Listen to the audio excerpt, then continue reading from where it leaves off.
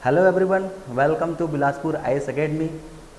मैं गजेंद्र गुप्ता आज आप लोगों के बीच एक ऐसे पेपर के बारे में डिस्कस करने वाला हूं जो सीजीपीएससी मेंस के दृष्टिकोण से बहुत ही महत्वपूर्ण है। और आप लोगों भी इस बात को गौर करेंगे कि जो हमारा प्री और मेंस पढ़ने का जो ट्रेंड है, तो मोस्टली हम किस पर फोकस होकर पढ़ाई करते हैं।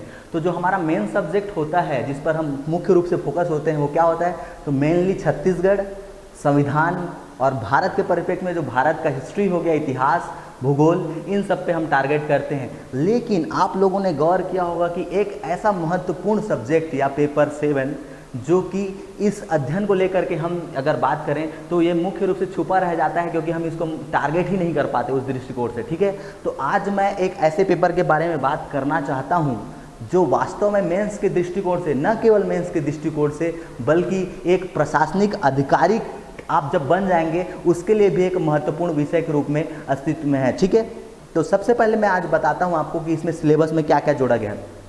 तो सबसे पहले हम समझते हैं कि 2012, 13, 14, 15 के बाद जनरली हम देखते हैं कि 2018 में ही हमारे जो सिलेबस है उसमें कुछ संशोधन हुआ है और मुख्य रूप से उसी में ही कुछ बदलाव किए गए हैं, क्योंकि हमारा जो सिलेबस का टॉपिक है जो पेपर 7 में है उसमें कुछ जोड़े गए टॉपिक। उसमें सबसे पहला है आपका भाग 1 जो किससे संबंधित है, कल्याणकारी विकासात्मक कार्यक्रम एवं कानून से। ठीक है, और वहीं पर इसको भाग 2 में भी विभाजित किया गया है जो कि किससे संबंधित है, अंतर्राष्ट्रीय एवं राष्ट्रीय खेल घटनाएं और संगठन।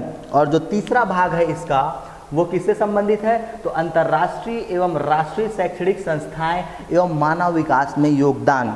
ठीक है, तो सबसे पहले हम इसमें देखते हैं कि इसको कितने नंबर में विभाजित किया गया है। मेनली जो पेपर 7 है वो 200 मार्क्स के होते हैं। ठीक है, हमारा प्रत्येक पेपर, आपको पता होगा सीजीपीएससी मेंस में कुल 7 पेपर होते हैं जिसमें प्रत्येक पेपर 200 मार्क्स का होता है। ठीक है, मतलब टोटल कितने मार्क्स के, टोटल 1400 मतलब 1400 मार्क्स का हमारा पेपर होता है मेंस। ठीक है, जिसमें पेपर 7 भी 200 मार्क्स का वेटेज रखता है।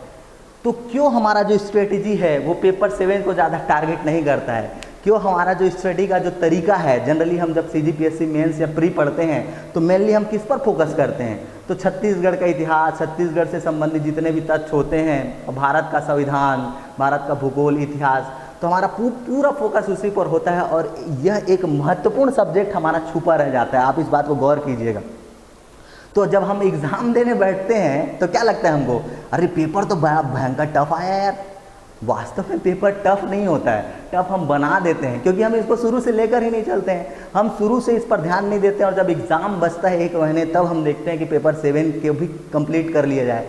यही वजह है कि जो पेपर 7 का जो प्रकृति है लोगों को बहुत टफ लगता है। लास्ट ईयर के भी आपको मैं एग्जांपल देता हूं कि उसमें डायरेक्ट धाराएं पूछा गया था। आप लोगों ने गौर किया होगा कि धारा 376 को बताइए, जो महिलाओं से सीआरपीसी से संबंधित धाराएं हैं उसके बारे में पूछा गया है ना। तो क्या लोग क्या कह रहे थे, सब पेपर 7 बहुत टफ पूछा है, टफ पूछा है। वास्तव में देखा जाए तो पेपर 7 टफ नहीं पूछा गया था, उसको जनरली टफ बनाया गया था हमारे तरीकों के कारण। हम जिस प्रकार से स्टडी करते हैं, हम क्या करते हैं, हम पेपर 7 को जनरली उतना ध्यान नहीं देते। कोई भी होगा, कोई भी स्टूडेंट्स होगा कि इन सब चीज़ों को कोई ध्यान नहीं देता। अरे अधिनियम है एग्जाम में पढ़ेंगे, इसमें क्या जड़े कुछ संस्थाएं हैं उसको एग्जाम के टाइम देख लेंगे, कुछ धाराएं हैं उसको एग्जाम के टाइम देख लेंगे, और इसमें क्या क्या जोड़ा गया है तो जितने भी संस्थाएं हैं उसके बारे में तो पता ही है। मतलब हम क्या करते हैं, सीधा सीधा इग्नोर करते हैं, अरे यार ये तो ऐसे ही देख लेंगे तो बन जाएगा। फिर जब एग्ज़ाम देते हैं तब लगता है अरे क्वेश्चन का लेवल तगड़ा था भाई, इस बार तो तगड़ा था यार। होता है ना ऐसा। तो हमको क्या करना है कि पेपर 7 को भी एक मेन स्ट्रीम लेकर चलना है कि हमको पेपर 7 को भी अच्छे से कंप्लीट करें और इसमें भी अच्छा नंबर लिया जा सकता है। ठीक है, तो मैं आपको बताता हूं पेपर 7 जो मैं भाग 1 और भाग 3 को अध्ययन मैं खुद कराऊंगा, और जो भाग 2 है वो हमारे संस्था के डायरेक्टर पंकज गुप्ता सर के द्वारा लिया जाएगा। ठीक है, तो सबसे पहले मैं आपको बताता हूँ भाग 1 जिसको 75 नंबर में विभाजित किया गया है। ठीक है, मतलब भाग 1 से जो प्रश्न आएंगे वो सीधे 75 नंबर के क्वेश्चन आएंगे। ये जरूर हो सकता है कि भाग 1 में जो इसको पुनः 3 भागों में बांटा गया है उसमें मार्क्स के डिवीजन ऊपर नीचे हो सकता है, लेकिन इस भाग से टोटल 75 नंबर के क्वेश्चन आएंगे। ठीक है, तो जो पहला भाग है इसको पुनः 3 भागों में बांटा गया है। कैसे कैसे वो देखते हैं। जो पहला भाग है उसको जो सामाजिक एवं महत्वपूर्ण विधान में बांटा गया है, ठीक है। इसी में जो दूसरा भाग है उसमें छत्तीसगढ़ के संदर्भ में कुछ नियम और अधिनियम करके इसको बांटा गया है, और जो तीसरा भाग है इसी का भाग 1 का ही, वह है छत्तीसगढ़ शासन की कुछ कल्याणकारी योजनाएं। मतलब सीधा सीधा समझिए, भाग 1 को पुनः 3 भागों में 1, 2, 3, जिसमें जो नंबर के जो विभाजन होगा तो प्रत्येक क्या होगा 25-25 नंबर के। समझ में आ रही ना बात? मतलब भाग 1 जो हमारा है उससे 75 नंबर के क्वेश्चन पूछे जाएंगे, और पुनः इसको 3 भागों में बांटा गया है, तो प्रत्येक को अगर मैं 25-25 नंबर में लेके चलूं तो देखिए आप कि जो क्वेश्चन है सामान्यतः 2 साल हो गए इससे प्रश्न आते हुए, पेपर 7 जब से जुड़ा 2018 के बाद इसको जोड़ा गया है इस पोर्शन को। तो इसमें जो ज़्यादातर प्रश्न की प्रकृति थी वो किससे जुड़ी हुई थी, तो छत्तीसगढ़ सरकार की योजनाएं, जो कल्याणकारी योजनाएं हैं उसको पूरा फोकस किया गया था, और छत्तीसगढ़ संदर्भ में जो नियम है, छत्तीसगढ़ के संदर्भ में कुछ सरकार के द्वारा जो अधिनियम बनाए गए हैं उसको टारगेट करके प्रश्न पूछा गया था। लेकिन आप गौर किए होंगे जो लास्ट ईयर जो प्रश्न आया वो भाग 1 से ही ज़्यादा टारगेट करके लाया गया था। मतलब हमें भाग 1 में जो जोड़ा गया है, भाग 1 के अंतर्गत जो पहले भाग में जोड़ा गया है सामाजिक एवं महत्वपूर्ण विधान के अंतर्गत, मतलब इसमें क्या क्या जोड़े गए हैं, तो जितने भी अधिनियम हैं उससे प्रश्न पूछे जा रहे हैं। तो आप समझ लीजिए कि अब प्रश्न की प्रकृति कैसे होगी, तो अधिनियम को भी टारगेट करके पूछा जाएगा। साथ ही साथ हमें छत्तीसगढ़ के संदर्भ में कुछ नियम जो बनाए गए हैं वो भी देखना है, और छत्तीसगढ़ सरकार की योजनाओं को देखना उतना ही जरूरी है, क्योंकि जब हम अधिनियम और जो योजनाएं पढ़ते हैं ना तो इससे हमें सरकार की विचारधारा समझ में आती है। अब मैं आपको एग्जाम्पल देता हूँ। जैसे ही आपको पता होगा कि सरकार, जब नई सरकार बनी तो उसकी एक महत्वपूर्ण योजना थी नरवा, गरवा, घुरवा और बाड़ी। तो इससे हमको क्या समझ में आया कि सरकार सीधा सीधा किसानों को ध्यान में रख कर के योजनाएं बनाएगी और उनके कल्याण के लिए ही क्या होगी, दृढ़ संकल्पित होगी। यह बात हमको किससे समझ में आती है, तो जो छत्तीसगढ़ सरकार की जो फ्लैगशिप योजना थी नरवा, गरवा, घुरवा और बाड़ी, मतलब इसी से हमको सरकार की योजनाएं और उसके विचारधारा और उसके उद्देश्य समझ में आते हैं। इसलिए छत्तीसगढ़ सरकार की कल्याणकारी योजनाओं को पढ़ना बेहद जरूरी है, क्योंकि आप लोगों ने भी देखा होगा 2018 के मेंस के बाद, 2019 के मेंस के बाद जो इवन जो एसे की जो प्रकृति थी, एसे में जो प्रश्न पूछे गए थे वो भी सरकार की योजनाओं से संबंधित थे। मतलब हमें भाग 1 के जो तीसरा पोर्शन है छत्तीसगढ़ सरकार की जो कल्याणकारी योजना है उस पर तो ध्यान देना ही है। हो सकता है उस पर जो मार्क्स के क्वेश्चन है 20 से 25 मार्क्स तक पूछे जा सकते हैं। कभी कभी इसमें 40 मार्क्स तक के भी क्वेश्चन पूछ लेता है, फिर वह इधर से कम कर लेता है। मतलब सपोज यहाँ से आगे 15 से 20 नंबर के क्वेश्चन पूछ लिया पहले भाग से, और दूसरे भाग से मान लो वह 12 नंबर के या 12 से 15 नंबर के क्वेश्चन पूछ लिया, लेकिन वह तीसरे भाग से नंबर ज़्यादा खींच लेगा। मतलब सबसे महत्वपूर्ण पोर्शन क्या है इसमें, कल्याणकारी योजनाएं। परंतु भाग 1 भी उतना ही महत्वपूर्ण है। हमें अधिनियम को जानना इसलिए भी ज़रूरी है क्योंकि जब आप प्रशासन में जाएंगे ना, डीसीआर, डीएसपी, कलेक्टर जो भी आप बनेंगे इसके बाद नायब तहसीलदार, तो क्या होगा, आप सबको इस अधिनियम के बारे में जानना बेहद ज़रूरी है। अब आप समझिए इसमें जोड़ा क्या गया है। देखिए, तो इसमें जोड़ा गया है भारतीय समाज। भारतीय समाज सामाजिक बदलाव के साधन के रूप में सामाजिक विधान, ठीक है। मतलब हमें सामाजिक बदलाव करने की ज़रूरत क्यों है, क्या समाज की समस्याएं हैं और उसके निराकरण के लिए हम क्या विधान और कानून बनाएंगे, इस भाग 1 में जोड़ा गया है। और साथ ही साथ जितने भी प्रकार के अधिनियम हैं समाज में बदलाव लाने के उद्देश्य से उसको जोड़ा गया है। जैसे मानव अधिकार संरक्षण अधिनियम 1993। अब आप समझिए हमें इस पोर्शन को पढ़ना क्यों ज़रूरी है, क्योंकि जब हम इसमें ये सब पढ़ेंगे ना कि मानव के अधिकार क्या होते हैं, क्यों हमें उसे सुरक्षित रखने की या संरक्षित रखने की ज़रूरत है, ये किससे पता चलेगा, तो ये भाग 1 में इसको वर्णित किया गया है, ठीक है। यहीं पर जोड़ा गया भारतीय संविधान एवं आपराधिक विधि के अंतर्गत महिलाओं को प्राप्त सुरक्षा।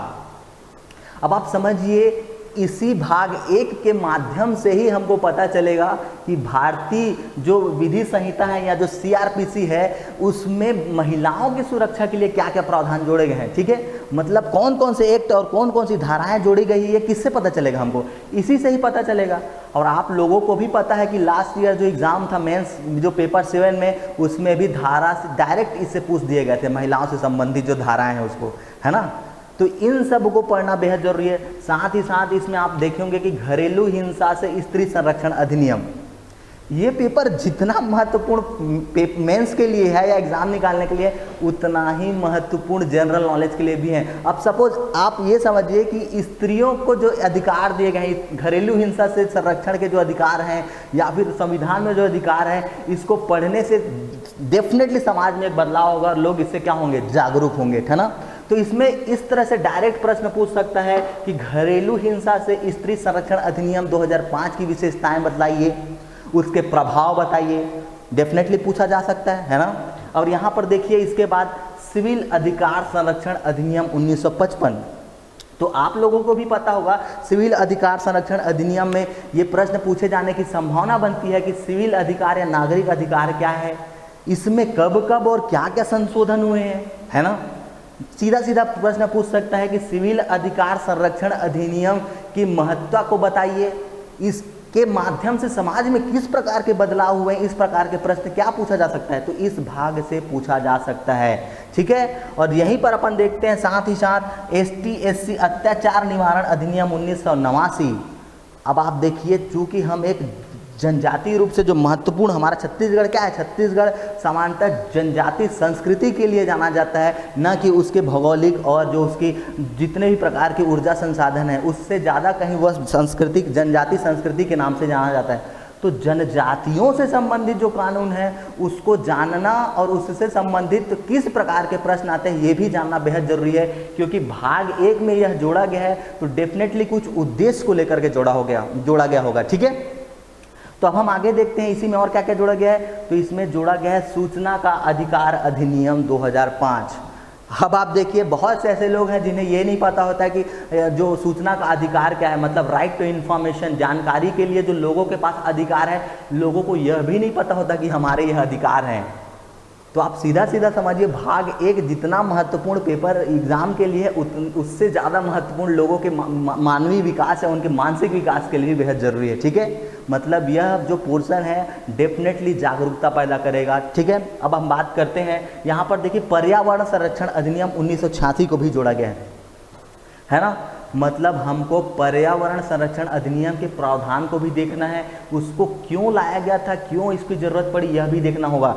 क्यों इसको लाया गया था, तो आप लोग भी जानते हैं, जब पर्यावरण के लिए सबसे पहला जो सम्मेलन हुआ था 1972 में, जिसको हम क्या बोलते हैं, तो जो स्टॉकहोम में जो सम्मेलन हुआ था ना, जिसको अपन सबसे पहले पृथ्वी सम्मेलन भी बोलते हैं शायद, तो इस प्रकार के जितने भी सम्मेलन हुए हैं उसको भी हम अध्ययन करेंगे। ठीक है, इसके बाद जो है आगे इसमें जोड़ा गया है उपभोक्ता संरक्षण अधिनियम 1986, मतलब उपभोक्ताओं के क्या अधिकार है, बाजार में उनके साथ अगर कुछ धोखेबाजी हो गई तो किस प्रकार के उनको अधिकार दिए गए हैं, ये हम किस में अध्ययन करेंगे, तो उपभोक्ता संरक्षण अधिनियम 1986 में इसका अध्ययन करेंगे। समझ में आ रहा है। अब आप देखिए सूचना प्रौद्योगिकी अधिनियम 2000 और भ्रष्टाचार निवारण अधिनियम 1988। मतलब मेरा इस जो टॉपिक, इस जो पार्ट है 1 में जितने भी सिलेबस हैं उसको मेंशन कराने का मतलब यही है कि आप समझिए कि उसमें क्या जोड़ा गया है और उसमें प्रश्न कैसे पूछे जा सकते हैं, है ना। मतलब इससे जो प्रश्न पूछे जाएंगे वह एग्ज़ाम के साथ साथ हमारे जागरूकता के लिए भी बेहद ज़रूरी है, और एग्ज़ाम में इससे अराउंड 15 से 20 मार्क्स के क्वेश्चन इससे पूछे जा सकते हैं, क्योंकि पिछला ईयर्स का ट्रेंड जो बदला है, पहले तो सीधा सीधा छत्तीसगढ़ शासन की कल्याणकारी योजनाओं से प्रश्न पूछे जा रहे थे, है ना। अराउंड 30 से 35 से 40 मार्क्स तक क्वेश्चन पूछ रहा था इसी के भाग 3 से, मगर इस साल जो प्रश्न आए हुए हैं उसकी प्रकृति थोड़ी सी अलग है। थोड़ा जो इसमें जो प्रश्न है वो इस भाग 1 की ओर क्या हो रहा है, अग्रसर हो रहा है। ठीक है, तो ये हम देखेंगे। अब मैं बात करता हूँ दूसरा, छत्तीसगढ़ के संदर्भ में कुछ नियम बनाए गए हैं। अब आप सोचिए छत्तीसगढ़ में छत्तीसगढ़ सरकार के द्वारा क्या क्या अधिनियम बनाए गए हैं। तो जनजातीय समाज को संरक्षित करने के लिए, उनके संवर्धन को लेकर के या नागरिकों के जो अधिकार है उनको ध्यान में रख करके छत्तीसगढ़ सरकार के द्वारा भी कुछ अधिनियम बनाए गए होंगे। जैसे आप देखते हैं टोन्ही प्रताड़ना अधिनियम 2005 और लोक सेवा अधिनियम 2011, ऐसे कुछ महत्वपूर्ण अधिनियम हैं जो जनजातियों के लिए और खासकर छत्तीसगढ़ के निवासियों के लिए ध्यान में रख करके बनाए गए हैं। तो इस अधिनियम का भी हम अध्ययन करेंगे किसके परिप्रेक्ष्य में, छत्तीसगढ़ के संदर्भ में, ठीक है। और जो तीसरा भाग है छत्तीसगढ़ शासन की कल्याणकारी योजनाएं, ये पोर्शन बहुत महत्वपूर्ण है पेपर 7 को लेकर के, क्योंकि 200 में से अराउंड 40 से लेकर के 45 मार्क्स तक के जो प्रश्न है वो सीधे छत्तीसगढ़ शासन की कल्याणकारी योजनाओं को टारगेट रख करके पूछे जा रहे हैं, है ना। तो आप समझिए कैसे प्रश्न पूछे जा रहे हैं। तो लास्ट ईयर तो सीधा पूछ दिया था, छत्तीसगढ़ सरकार की फ्लैगशिप योजना है जो नरवा गरवा घुरवा बाड़ी, इसको टारगेट करके प्रश्न पूछे गए थे। साथ ही साथ गोधन न्याय योजना, सरकार की महत्वपूर्ण योजनाओं को समझाइए, गोधन न्याय योजना हो गया। और अभी बहुत सारे अभियान चला रहा है छत्तीसगढ़ सरकार, अभी हाल ही में जो जुलाई में होने वाले हैं रोका छेका अभियान, है ना। गोठान योजना क्या है, गोठान जो बनाने के प्रावधान क्या क्या है, कहाँ पहले बनाया गया, तो ये सब क्या है, इन सबको हमको देखना पड़ेगा योजनाओं के अंतर्गत। साथ ही साथ हम देखेंगे कि और छत्तीसगढ़ सरकार क्या योजना चला, तो राजीव गांधी न्याय योजना, जो हम बोनस देख रहे हैं ना, बोनस दिया जा रहा है जो किसानों को उनके फसल के लिए बोनस जो दिया जा रहा है, 2500 रुपये क्विंटल में धान खरीदने का जो वादा किया गया था उसके लिए ये प्रावधान लाया गया, योजना लाया गया। तो इन सभी योजनाओं को हम अध्ययन करेंगे। अब आप समझिए ये योजनाएं जो है जितना महत्वपूर्ण पेपर 7 के लिए है ना, आपको एसे में भी उतना महत्व दिलाएंगे, मतलब उतना मार्क्स आपको गेन कर सकते हैं एसे में भी, क्योंकि एसे जो होता है कहीं ना कहीं योजनाओं से या वर्तमान में जो चल रहे हैं करंट अफेयर से संबंधित पूछे जाते हैं। तो हम जब इससे संबंधित जब योजनाएं पढ़ेंगी ना, तो वह आपके पेपर 2 मतलब एसे को भी आप पूरा कर सकता है, ठीक है। तो ये हो गया छत्तीसगढ़ शासन की कल्याणकारी योजनाएं, इसमें हम महत्वपूर्ण योजनाओं को देखेंगे। तो समझ में आया भाग 1, पेपर 7 का भाग 1 आप लोगों को समझ में आया, जो कितने मार्क्स में डिवाइडेड है, 75 मार्क्स में डिवाइडेड है, जिसका भाग 1 है कल्याणकारी विकासात्मक कार्यक्रम एवं कानून, जिसके अंतर्गत हम समस्त अधिनियम का अध्ययन करेंगे। उसके बाद जो भाग 2 है छत्तीसगढ़ के संदर्भ में कुछ नियम और कानून। उसके बाद भाग 3 है छत्तीसगढ़ शासन की कल्याणकारी योजनाएं। समझ में आया भाग 1। तो मैं आपको भाग 1 को लेकर के इसलिए ज़्यादा इसमें आपको दबाव दे रहा हूं कि क्यों हमको इसको टारगेट लेना है, क्योंकि आप समझिए 2018 के मेंस में जो एसे का टॉपिक था उसमें सीधा पूछ लिया था नरवा घरवा घुरवा बाड़ी, मतलब ये डायरेक्ट हमारा क्या था, एसे का टॉपिक था। उसके बाद डायरेक्ट उसमें पूछ लिया गया था छत्तीसगढ़ सरकार की जो जनजातियों के लिए जो प्रावधान किए गए हैं, योजनाएं चलाए गए उसके बारे में पूछा गया था। मतलब हमको सीधा उन योजनाओं को देखना पड़ेगा जो छत्तीसगढ़ सरकार के द्वारा चलाए जा रहे हैं। जैसे इसमें क्या, तो हम देखते हैं ना कुछ छात्रावास के लिए योजनाएं, बच्चों की साइकिल के लिए कुछ सरकार योजनाएं चला रही, सरस्वती साइकिल योजना, पुस्तकों के जो पुस्तक वितरण किए जा रहे हैं। और हाल ही में हम देखते हैं कि बस्तर क्षेत्र में जो मलेरिया का क्या कर रहे हैं, मलेरिया को पूर्ण रूप से समाप्त करने के लिए भी सरकार के द्वारा योजनाएं चलाई जा रही हैं। तो इस प्रकार के जो विभिन्न योजनाएं हैं जो न केवल ग्रामीण क्षेत्र बल्कि नगरीय क्षेत्रों के लिए भी बनाई जा रही है, उन सभी योजनाओं को हम अध्ययन करेंगे भाग 1 के अंतर्गत। समझ में आया। अब मैं बात करता हूं भाग 2 की, जो कितने मार्क्स में इसको विभाजित किया गया है। तो भाग 2 के अंतर्गत 50 नंबर के प्रश्न पूछे जाएंगे, ठीक है। तो इसको पुनः देखिए, इसमें जो जोड़ा गया है वह अंतर्राष्ट्रीय एवं राष्ट्रीय खेल घटनाएं और संगठन, मतलब जो अंतर्राष्ट्रीय स्तर पर जो खेल होते हैं और राष्ट्रीय स्तर पर जो खेल होते हैं उसके बारे में हम अध्ययन करेंगे। उसके प्रश्न की प्रकृति देखेंगे कि किस प्रकार के प्रश्न उसने पूछे जा रहे हैं। साथ ही साथ हम जो भी घटनाएं चल रही हैं वर्तमान में अंतर्राष्ट्रीय स्तर पर और राष्ट्रीय स्तर पर जो भी घटनाएं चल रही हैं उसके बारे में अध्ययन करेंगे। मतलब सीधा किससे संबंधित है, करंट अफेयर से संबंधित है। और संगठन, मतलब किस प्रकार से संगठन बने हैं। तो आप भी देखते हैं ना कि जैसे ब्रिक्स हो गए, सार्क हो गया, क्षेत्र जो अपन इधर देखते हैं एशियाई संगठन कुछ हो जाते हैं, और बहुत सारे संगठन जैसे अंतर्राष्ट्रीय मुद्रा कोष हो गया, विश्व बैंक हो गए। तो हम सबसे पहले हमको समझना होगा कि अंतर्राष्ट्रीय मुद्रा कोष क्या है, विश्व बैंक क्या है। मतलब विश्व बैंक हमें किस लिए, हमको किसी भी राष्ट्र को ये अब क्या बोलते हैं, आर्थिक रूप से सहायता प्रदान करती है। मतलब उसका उद्देश्य क्या होता है, किस उद्देश्य को लेकर के? तो आप लोगों को भी पता होगा कि जो विश्व बैंक का जो उद्देश्य होता है वो दीर्घकालिक, मतलब जो समाज में, कहने का मतलब किसी भी राष्ट्र की अधोसंरचना को लेकर के, या फिर हो सकता है हाईवेज को लेकर के, या इंडस्ट्रियल की प्रोग्रेस को लेकर के जो सहायता प्रदान करती है वो कौन प्रदान करता है? विश्व बैंक। और वैसे ही IMF के कुछ उद्देश्य देखेंगे कि कुछ उद्देश्य से सहायता प्रदान करता है, कौन कौन से राष्ट्र इसके सदस्य हैं ये भी देखेंगे। साथ ही साथ हम संयुक्त राष्ट्र संगठन कब बना, क्या उद्देश्य है, ये जानना इसलिए ज़रूरी है क्योंकि हम जब इसमें अधिनियम पढ़ेंगे ना, कुछ भी अधिनियम, सपोज मैं बता रहा हूँ आपको अस्पृश्यता निवारण अधिनियम 1955, या फिर मैं आपको बताऊँ कि मानव अधिकार संरक्षण अधिनियम 1993, तो हम जब UNO को पढ़ेंगे तो हमको समझ में आएगा कि UNO की स्थापना क्यों की गई थी। क्योंकि आपको पता होगा UNO मतलब अंतर्राष्ट्रीय स्तर पर शांति और सुरक्षा को ध्यान में रखते हुए 1945 में, मतलब 24 अक्टूबर 1945 को इसका गठन किया गया था। तो इसके गठन के उद्देश्य क्या थे, कौन कौन सी संस्थाएं इसके सदस्य हैं, इसके सदस्यों की संस्थाएं, इसका चार्टर होता है, एक संविधान इसका अलग से, उस संविधान के क्या महत्व है, उसमें जो घोषणा पत्र होता है उसका क्या महत्व होता है, इसके कुल कितने सदस्य होते हैं, स्थायी सदस्य, मतलब इसके दो, एक महासभा होता है और एक क्या होता है संयुक्त राष्ट्र संगठन का, तो वो सब हमको जानना बेहद जरूरी है। साथ ही साथ हम देखेंगे कि स्थायी सदस्य कौन से हैं, अस्थायी सदस्य कौन से हैं, इसकी प्रमुख भाषाएं क्या हैं जिसमें यह कार्य करता है।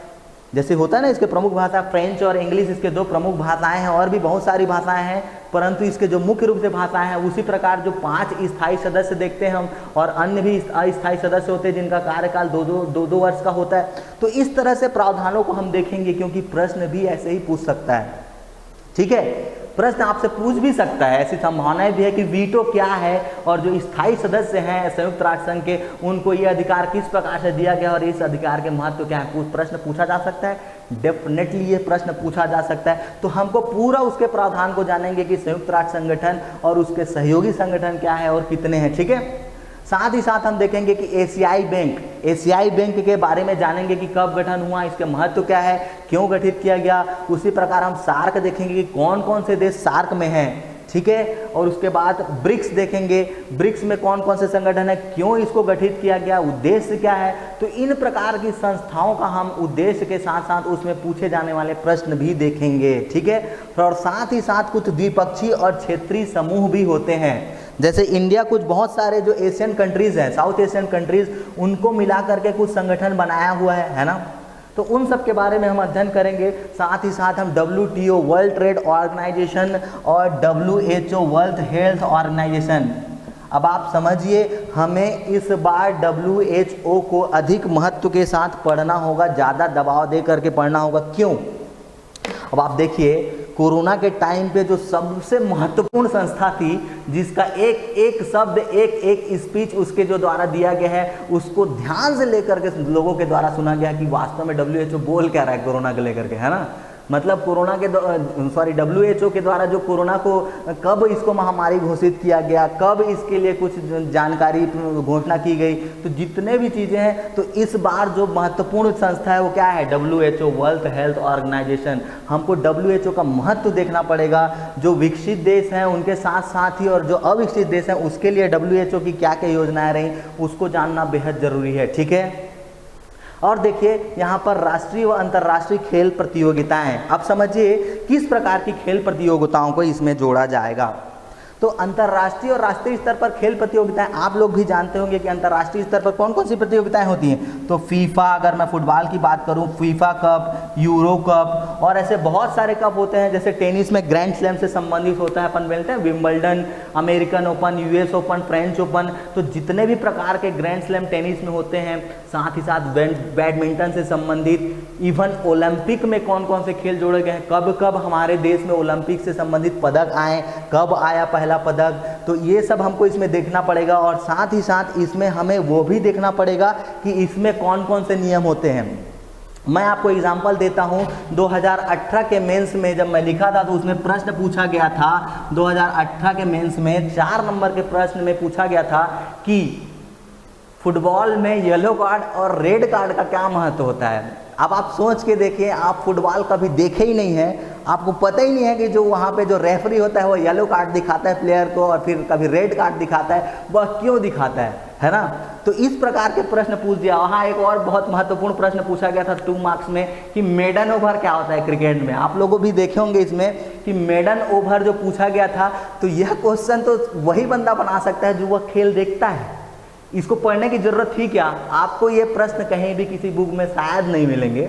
अगर उस एग्जाम के बाद क्वेश्चंस को बुक में डाल दिया होगा तो अलग बात है, उससे पहले कोई सोचा नहीं होगा कि इस तरह से प्रश्न पूछे जा सकते हैं कि मेडन ओवर क्या है, एक ओवर में कितने बॉल होते हैं, ऐसे भी पूछ दे, क्या भरोसा, है ना। इसी तरह येलो कार्ड और रेड कार्ड का जो मैं आपको बता रहा हूँ, वो फुटबॉल में उसका क्या महत्व होता है। जब रेफरी किसी फुटबॉलर को उसके गलत व्यवहार के लिए, किसी साथी खिलाड़ी के साथ गलत व्यवहार को लेकर के, मतलब अब जो अपोजिशन का खिलाड़ी होता है दूसरे टीम का, उसके साथ गलत व्यवहार को लेकर के रेड कार्ड जारी करती है, मतलब उसको कुछ चेतावनी दी जाती है कि आप ऐसा न करें। अगर फुटबॉलर इस प्रकार से पुनः अपनी मतलब गलतियां दोहराता है तो उसे कुछ मैचों के लिए भी प्रतिबंधित कर दिया जाता है, मतलब उसे रेड कार्ड दे दी जाती है। और उसके कुछ प्रावधान होते हैं कि आप 2 मैच, 4 मैच या 5 मैच, अगले 5 मैच के लिए प्रतिबंधित कर दिए गए। तो इस तरह के कुछ प्रावधान हैं। उसी तरह कबड्डियों के प्रश्न पूछे जा सकते हैं, मतलब जो राष्ट्रीय खेल हैं, हम देखते हैं ना राष्ट्रीय खेल में कौन कौन से, तो राष्ट्रीय भारत में होने वाले प्रमुख जो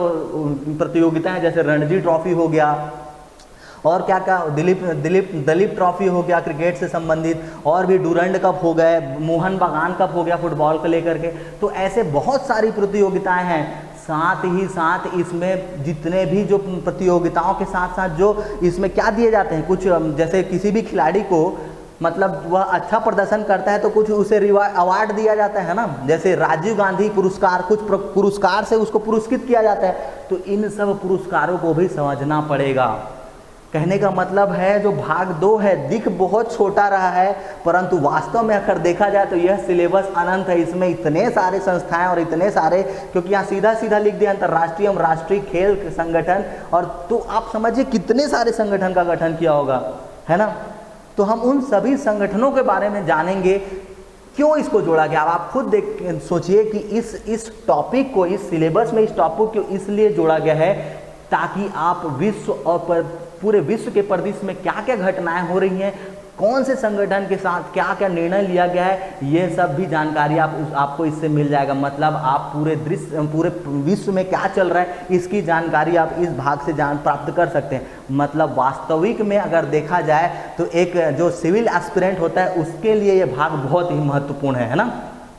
तो हमको इसमें देखना पड़ेगा। और देखिए मैं आपको पुरस्कार की बात कर रहा था, मतलब कौन कौन से पुरस्कार, जैसे पूछ दिया राजीव गांधी जो पुरस्कार होते हैं वो कब प्रदान किए जाते हैं, क्यों प्रदान किए जाते हैं। तो भारत का सबसे महत्वपूर्ण खेल पुरस्कार है राजीव गांधी पुरस्कार, यह देखेंगे। अर्जुन अवार्ड्स कब दिए जाते हैं, साथ ही साथ जो भारत रत्न हो गया, पद्म पुरस्कार, जितने भी पद्म पुरस्कार हैं वो कब दिए जाते हैं, कौन कौन से खिलाड़ी को कब मिला, यह सब भी इसमें देखना पड़ेगा। सीधा सीधा मतलब ये है कि आपको चौतरफा नॉलेज जानकारी इसमें रखना होगा इस पेपर के लिए। मतलब ये पेपर जितना आप बुक से गेन करेंगे तो वह केवल 20% होगा, मतलब 80% जो आपका सिलेबस कंप्लीट होगा वह करंट अफेयर से और वर्तमान में क्या चल रहा है उससे कंप्लीट होगा आपका इस पेपर 7 का जो भाग है, ठीक है। मतलब आपको करंट अफेयर से अपडेट रहना ही होगा, तभी हम इससे संबंधित प्रश्नों को हल कर सकते हैं। समझ में आई बात। अब मैं आपको बताता हूं कि इसमें प्रश्न की प्रकृति क्या होती है। एक तो मैं आपको बता दिया खेल से संबंधित प्रश्न कैसे होते हैं, और जो संस्थाओं से संबंधित प्रश्न होते हैं, जैसे मैं एग्जांपल देता हूं ब्रिक्स। तो ब्रिक्स का गठन कब किया गया और इसके गठन के उद्देश्य क्या थे, है ना। तो ब्रिक्स में कौन कौन से देश इससे जुड़े गए हैं, कौन कौन सी संस्थाएं, मतलब कौन कौन से देश हैं इसमें, और इसके पीछे क्या उद्देश्य है, इसमें कुछ प्रावधान है वो क्या है, ये सब हमको जानना जरूरी है। उसी प्रकार अंतर्राष्ट्रीय मुद्रा कोष का गठन का क्या उद्देश्य है। तो जितने भी संस्थाएं हैं जो अंतर्राष्ट्रीय स्तर पर बनाई गई हैं और साथ ही साथ एशियन कंट्रीज़ को लेकर के जो बनाई गई हैं उसके बारे में हमें अध्ययन करना पड़ेगा। तो भाग 2 है, समझ में आया। भाग 2 से 50 नंबर के प्रश्न पूछे जाएंगे, जिसमें अराउंड 10 से 20 जो मार्क्स के क्वेश्चन हैं वो किससे आएंगे, तो खेल या प्रतियोगिताओं से संबंधित पूछ सकता है, और जो बाकी जो 30 मार्क्स के जो क्वेश्चन होंगे वो अंतर्राष्ट्रीय संगठन और घटनाओं से संबंधित होगा। समझ में आई बात। जैसे आपको मैं लेटेस्ट एग्जांपल देता हूं, जो 2018-2019 में पूछा गया था कि WTO मतलब वर्ल्ड ट्रेड ऑर्गेनाइजेशन में जो उसके कार्ड होते हैं, येलो कार्ड हो गया, मतलब उसके जो इसी तरह गोल्ड कार्ड, ग्रीन कार्ड जो देता है वो क्यों जारी करता है किसी भी कंट्री को लेकर के, तो वह पर्यावरण के दृष्टिकोण से किसी भी देश की जो व्यापार है वह उचित है या नहीं, इसको ध्यान में रख करके इस प्रकार के कार्ड जारी करता है। तो यह हमको समझना पड़ेगा। उसके बाद WTO के परिप्रेक्ष्य में भारत की क्या भूमिका है, क्यों भारत उसके लिए महत्वपूर्ण है, और कभी कभी भारत पर वह किसी प्रकार का प्रतिबंध लगाता है तो वह क्यों लगाता है, यह भी हम इसके अंतर्गत देखेंगे। समझ में आई बात। अब देखिए मैं आपको बताता हूँ, ये तो हो गया भाग 2 के। अब हम बात करते हैं भाग 3 की बात करते हैं। तो भाग 3 भी मतलब पेपर 7 का भाग 3 भी इसको पुनः 75 मार्क्स में डिवाइड किया गया है। इससे जो प्रश्न आएंगे वो कितने मार्क्स होंगे, 75 नंबर के। मतलब टोटल सब मिला करके कितने मार्क्स के क्वेश्चन आएंगे, 200 के। तो अब इस भाग को देखते हैं कि इस भाग में क्या क्या जोड़ा गया है। ठीक है, तो सबसे पहले समझिए जो भाग 3 है उसमें अंतर्राष्ट्रीय एवं राष्ट्रीय शैक्षणिक संस्थाएं और साथ ही साथ मानव विकास में उनका योगदान देखेंगे। ठीक है,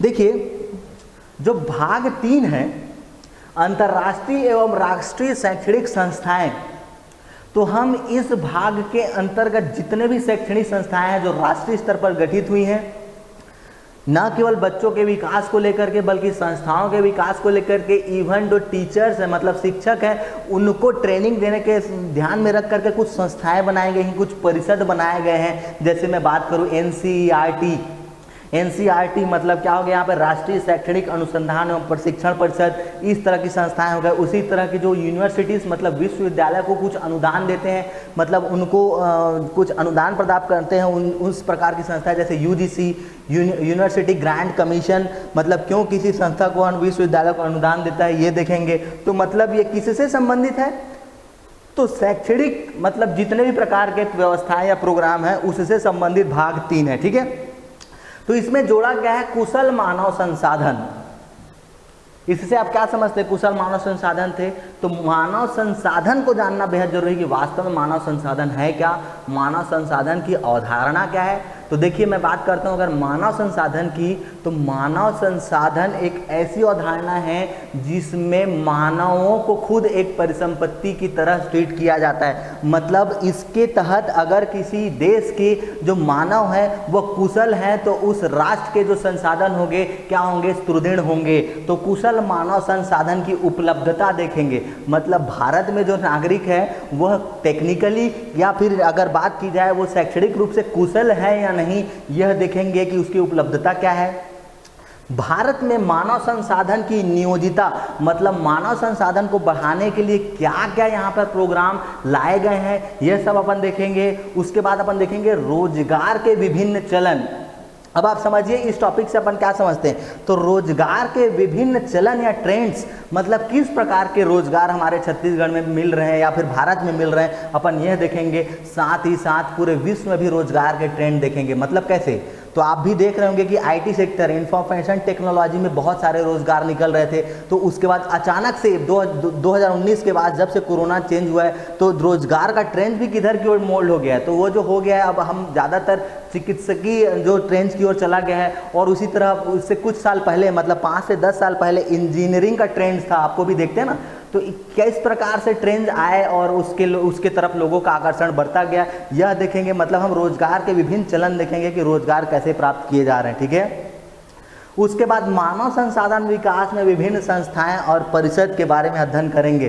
तो मानव संसाधन के जो विकास को लेकर के जो संस्थाएं बनाई गई हैं, जैसे अगर मैं बात करूं उच्च शिक्षा एवं अनुसंधान के लिए राष्ट्रीय आयोग, तो किस प्रकार के राष्ट्रीय आयोग बनाए गए हैं। तो कभी कभी हम देखते हैं ना कि उच्च शिक्षण संस्थानों को बढ़ावा देने के लिए बहुत सारी संस्थाएं अस्तित्व में हैं। जैसे अगर मैं बात करूं यहाँ पर देखते हैं NCERT क्या है, तो अनुसंधान एवं प्रशिक्षण परिषद।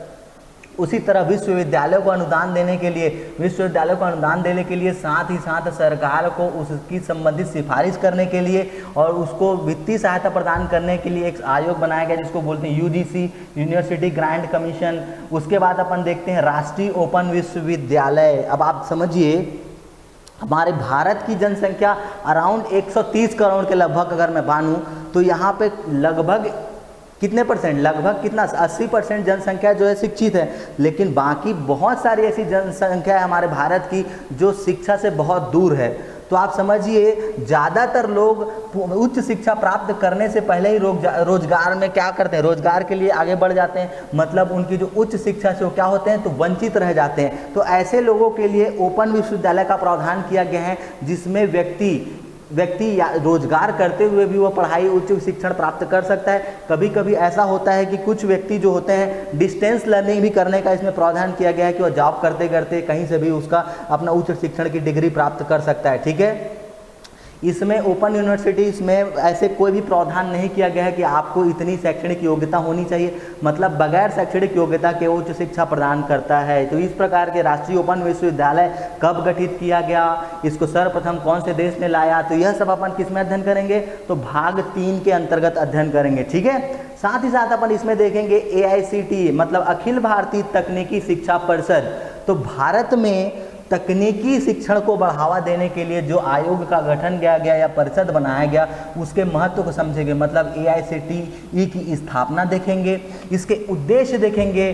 चूँकि हमको पता है कि कोई भी तकनीकी रूप से जो डेवलप्ड कंट्रीज़ हैं वह पूरे विश्व में अर्थव्यवस्था के दृष्टिकोण से भी बहुत महत्वपूर्ण है। जैसे अगर मैं बात करूँ चाइना या साउथ कोरिया की बात करूं, ताइवान की बात करूं, अमेरिका की बात करूं, तो ये क्यों विकसित हैं, क्योंकि ये टेक्निकली रूप से बहुत स्ट्रांग है। इसलिए हमको भी भारत में टेक्निकल या तकनीकी शिक्षा को बढ़ावा देने के लिए इस प्रकार के संस्थाएं या परिषद की स्थापना करना बेहद जरूरी था। तो हम इन सब के बारे में अध्ययन करेंगे, उससे संबंधित प्रश्न की प्रकृति देखेंगे।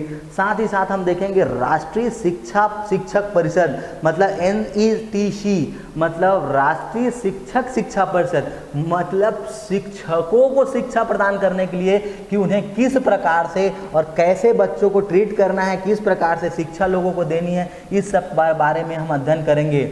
अब देखिए इसमें महत्वपूर्ण टॉपिक जो जोड़ा गया है वह है आपका यहाँ पे भारतीय कृषि अनुसंधान परिषद, मतलब भारतीय कृषि में क्या क्या इसके क्षेत्र हैं, क्या क्या इसमें स्कोप है कि इसको आगे बढ़ाया जा सकता है, कैसे हमारे भारतीय कृषि का जो परंपरागत कृषि थी वो उसके बारे में अध्ययन करेंगे, हम क्या उसमें बदलाव कर सकते हैं उसके बारे में देखेंगे। जैसे फसल चक्र हुआ, किसी भी फसल के लिए हम कौन कौन से खाद्य यूज़ करते हैं, कौन कौन से आजकल हाइब्रिड्स फसल आ जाते हैं, आप देखते हैं ना IR18, IR सोनारा, ये सब क्या है, तो गेहूं की फसल है और चावल के तो बहुत सारे हाइब्रिड फसल आ गए हैं जिससे उत्पादन लगातार बढ़ती जा रही है। अब देखिए चूंकि समय के साथ जनसंख्या बढ़ रहा है तो हमें खाद्य को ध्यान में रखते हुए भी उसके लिए कार्य करना पड़ेगा, क्योंकि खाद्य दबाव भी हमारे ऊपर बढ़ता जा रहा है क्योंकि जनसंख्या बढ़ती जा रही है। इसलिए उससे संबंधित जो साइंटिस्ट हैं उनके द्वारा किस प्रकार से जो बीज है उसका निर्माण किया गया, ये सब देखेंगे। मतलब इससे तकनीकी रूप से जो प्रयास किए जा रहे हैं उसके बारे में अपन अध्ययन करेंगे। अब यहाँ पर समझिए भारतीय जो IITs हैं मतलब इंडियन इंस्टीट्यूट ऑफ टेक्नोलॉजी, तो तकनीकी संस्थाओं के लिए IITs बनाए गए हैं, ITI बनाया गया है, और साथ ही साथ राष्ट्रीय प्रौद्योगिकी संस्थाओं जैसे कि राष्ट्रीय प्रौद्योगिकी संस्थाओं इसमें पॉलिटेक्निक कॉलेज भी देखेंगे, इंजीनियरिंग कॉलेज देखेंगे कि इसके क्या महत्व है। तो इन सभी के बारे में हम अध्ययन करेंगे इस भाग के अंतर्गत। समझ में आया? अब ये तो हो गया सिलेबस की बात। अब मैं आपको बताता हूँ कि इससे प्रश्न की प्रकृति कैसे बन सकती है। ठीक है, तो सबसे पहले मैं आपको ये बता दूं कि ये जो पोर्शन है, जो इसमें जो बदलाव किया गया था भाग 7 मतलब पेपर 7 में, वो मुख्य रूप से 2018 के बाद परिवर्तित किया गया था। ठीक है ना, मतलब ये जो टॉपिक जोड़े गए हैं 2018 में ही जोड़े गए हैं, मतलब अभी तक इसमें केवल 2 ही बार प्रश्न पूछा गया है। तो जो भाग 1 में जो आपको मैं बताया कि प्रश्न ज़्यादातर किससे पूछे जा रहे थे, तो भाग 1 में जो प्रश्न पूछे जा रहे थे वो छत्तीसगढ़ सरकार से संबंधित योजनाओं को टारगेट ले करके प्रश्न पूछे जा रहे थे। परंतु अभी जो लेटेस्ट एग्जाम हुआ 2020 वाला, उसमें जो प्रश्न की प्रकृति थी वो भाग 1 से संबंधित था, मतलब वो अधिनियम जो बनाए गए हैं सामाजिक विधान को लेकर के उसके बारे में प्रश्न पूछ रहा है कि ये क्या है बताइए। महिलाओं की सुरक्षा के लिए कुछ धाराएं पूछी गई हैं, उसी प्रकार कुछ अधिनियम को डायरेक्ट पूछ दिया गया है कि सिविल अधिकार संरक्षण अधिनियम की विशेषताएं बतलाइए, या फिर अनुसूचित जाति और अनुसूचित जनजातियों के लिए क्या प्रयास किया गया सरकार के द्वारा उनके संरक्षण को लेकर के। तो इस तरह से प्रश्न पूछे जा रहे हैं, तो हमको इस टॉपिक को भी अलग से देखना पड़ेगा। ठीक है, ये टॉपिक उतना ही महत्वपूर्ण है जितना इसका भाग छत्तीसगढ़ शासन की कल्याणकारी योजना है।